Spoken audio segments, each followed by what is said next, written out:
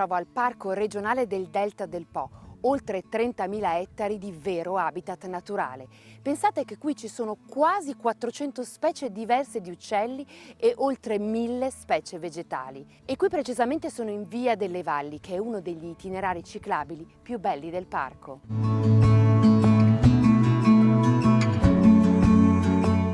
Il percorso da Via delle Valli prosegue fino a qui, all'attracco di Albarella, dove si può prendere questo traghetto per andare dall'altra parte del fiume a Porto Levante.